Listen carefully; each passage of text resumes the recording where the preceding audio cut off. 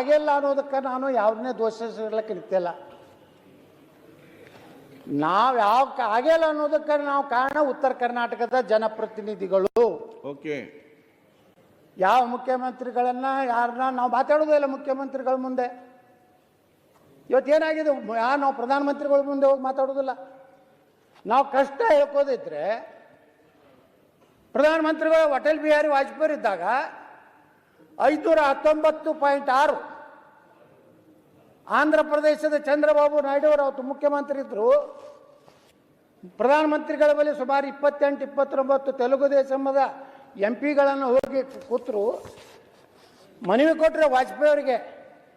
ಯಾಕೆ ಅವ್ರನ್ನ ನೆನೆಸ್ತೀನಿ ಅಂದ್ರೆ ಇವತ್ತು ಅಟಲ್ ಬಿಹಾರಿ ವಾಜಪೇಯಿ ಅವ್ರನ್ನ, ಅಧ್ಯಕ್ಷರೇ ನಾನು ಬಿಜಾಪುರನಲ್ಲಿ ಇದ್ದೆ, ನಾನು ಲೋಕಸಭಾ ಸದಸ್ಯ ಇದ್ದೆ. ಪತ್ರಕರ್ತರು ಬಂದು ಕೇಳಿದ್ರು, ಇವತ್ತು ಚಂದ್ರಬಾಬು ನಾಯ್ಡು ಅವರು ಭಾರತದ ಪ್ರಧಾನಮಂತ್ರಿ ಅಟಲ್ ಬಿಹಾರಿ ವಾಜಪೇಯಿ ಭೇಟಿಯಾಗಿದ್ದಾರೆ. 515ಕ್ಕಿಂತ ಹೆಚ್ಚಿಗೆ ಎತ್ತರಕ್ಕೆ ಅವಕಾಶ ಕೊಡಬಾರ್ದು, ಒಂದು ವೇಳೆ ಕೊಟ್ಟರೆ ತೆಲುಗು ದೇಶಂ ತನ್ನ ಪಾರ್ಟಿ ಬೆಂಬಲವನ್ನು ವಾಪಸ್ ತಗೋತೇತನೋ ಅಂತ ಒಂದು ಎಚ್ಚರಿಕೆಯನ್ನು ಕೊಟ್ಟಿದ್ದಾರೆ ಅಂತ ಹೇಳಿದ್ರು.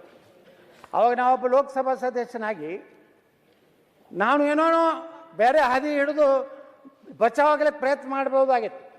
ಆದರೆ ಅವತ್ತು ನಾ ಹೇಳಿದೆ, ಕೇಂದ್ರ ಸರ್ಕಾರ 519.6 ಎತ್ತರಕ್ಕೆ ಅನುಮತಿ ಕೊಡದೇ ಇದ್ದರೆ ಸುಪ್ರೀಂ ಕೋರ್ಟ್ನಲ್ಲಿ ನಮ್ಮ ನ್ಯಾಯದ ಪಾಲನ್ನು ಕೇಂದ್ರ ಸರ್ಕಾರ ಅಫಿಡೇಟ್ ಹಾಕದೇ ಇದ್ದರೆ ನಾನು ಲೋಕಸಭೆಗೆ ರಾಜೀನಾಮೆ ಕೊಡ್ತೀನಿ ಅಂದೆ. 5 ನಿಮಿಷದಲ್ಲಿ ಅನಂತಕುಮಾರ್ ಅವ್ರ ಫೋನ್ ಬಂತು ನನಗೆ. ಏನು ಕೇಳಿದ್ರೆ ಅಧ್ಯಕ್ಷರೇ, ಏನಪ್ಪ ಮಹಾಪ್ರಭು, ನಮ್ಮದು ಸರ್ಕಾರ ಇದೆ, ನೀನು ರಾಜೀನಾಮೆ ಕೊಡ್ತೀನಿ ಅಂತ ಹೇಳಿದಿಲ್ಲ ಅಂತಂದರು. ಹೌದು ಕೊಡ್ತೀನಿ ಅಂತ ಹೇಳಿನ ಅಂತ ಹೇಳಿದೆ, ಕೊಡ್ತೀನಿ ಅಂತ ಹೇಳಿದೆ. ನೀವೇ ಕಲಿಸಿರಲ್ರಿ ನಮ್ಮ ಮೊದಲು ದೇಶ ಪಕ್ಷ, ಅಲ್ಲಿಂದ ನಾನು ದೇಶ, ನನ್ನ ಕ್ಷೇತ್ರದ ಜನ, ನನ್ನ ಲೋಕಸಭಾ ಸ್ಥಾನ. ಅವಾಗ ಅಧ್ಯಕ್ಷರೇ ಧರ್ಮಸಿಂಗರು ಮುಖ್ಯಮಂತ್ರಿಗಳಿದ್ದರು. ಇಲ್ಲೊಂದು ಆಲ್ ಪಾರ್ಟಿ ಮೀಟಿಂಗ್ ಆಯಿತು ಬೆಂಗಳೂರಿನ ವಿಧಾನಸಭೆಯಲ್ಲಿ. ನಿರ್ಣಯ ಆಯಿತು, ಎಲ್ಲರೂ ಕೂಡಿ ಪ್ರಧಾನಮಂತ್ರಿಗಳ ಭೇಟಿ ಆಗೋದಕ್ಕೆ. ಅದಕ್ಕಿಂತ ಮುಂಚೆ ಅನಂತಕುಮಾರ್ ಅವ್ರು ನನ್ನ ಮನೆಗೆ ಕರೆಸಿ, ನೀ ಭಾಳ ಈ ರೀತಿ ಸ್ಟೇಟ್ಮೆಂಟ್ ಕೊಟ್ಟಿದ್ದು ತಪ್ಪುತ್ತೆ. ಆಯಿತು, ತಪ್ಪಿದ್ರೆ ಏನು ಆ್ಯಕ್ಷನ್ ತಗೋರತ್ತೆ. ಅವತ್ತೇ ನನ್ನ ದಿಲ್ಲಿ ಕರ್ಕೊಂಡು ಹೋದ್ರು. ಅಟಲ್ ಬಿಹಾರಿ ವಾಜಪೇಯಿ ಅವ್ರ ಮನೆಗೆ, ಪ್ರಧಾನಮಂತ್ರಿಗಳ ಕಚೇರಿ ಮನೆಗೆ ಹೋದಿದ್ರು ಅಧ್ಯಕ್ಷರೇ. ನನ್ನ ಜೊತೆಗೆ ಬಸವರಾಜ್ ಪಾಟೀಲ್ ಸೇಡಮ್ ಇದ್ದರು, ಡಾಕ್ಟರ್ MR ತಂಗಾ ಇದ್ದರು, ಜಗದೀಶ್ ಶೆಟ್ಟರ್ ಇದ್ದರು, ನಾನು ಅನಂತಕುಮಾರ್ ಅವರೆಲ್ಲ ಕೂಡಿ ವಾಜಪೇಯಿ ಅವ್ರ ಮನೆಗೆ ಹೋದಾಗ ನಮ್ಮ ಅನಂತಕುಮಾರ್ ಹೇಳಿದ್ರು, ಯಹಿ ದೇಖೋ ಬಿಜಾಪುರ ಕೆ ಸಂಸದ್ ಐಸಾ ಬಾತ್ ಕಿಯಾ ಹೈ ಅಂತ ಹೇಳಿದ್ರು. ನಾನು ನೋಡಿದ್ರು ವಾಜಪೇಯಿ ಅವರು. ನಾ ಹೇಳಿದೆ, ಈ ರೀತಿ 519 ಆಗದೇ ಇದ್ದರೆ ನಾವು ಡ್ಯಾಮ್ ಕಟ್ಟಿ ಬೇರೆ ಜಿಲ್ಲೆಯವ್ರಿಗೆ ಕೊಡೋದು ಬಿಟ್ಟರೆ ಬಿಜಾಪುರಕ್ಕೆ ಏನೂ ಲಾಭ ಆಗೋದಿಲ್ಲ ಅಂತ ವಾಜಪೇಯಿ ಮುಂದೆ ಹೇಳಿದಾಗ, ಆ ಪುಣ್ಯಾತ್ಮ ಅಟಲ್ ಬಿಹಾರಿ ವಾಜಪೇಯಿ ಇನ್ನೂ ನೆನೆಸ್ತೇನೆ. ನೇರವಾಗಿ ಅವತ್ತಿನ ಅಟಾರ್ನಿ ಜನರಲ್ ಹರೀಶ್ ಸಾಳ್ವೆ ಅವ್ರಿಗೆ ಫೋನ್ ಮಾಡಿದ್ರು.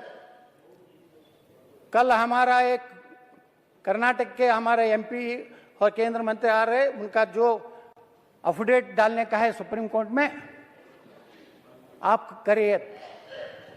ಮುಂಜಾನೆ 8 ಗಂಟೆಗೆ ಹರೀಶ್ ಸಾಳ್ವೆ ಅವ್ರ ಮನೆಗೆ ಹೋದ್ವಿ ನಾವು, ಅನಂತಕುಮಾರ್ ನೇತೃತ್ವದಲ್ಲಿ.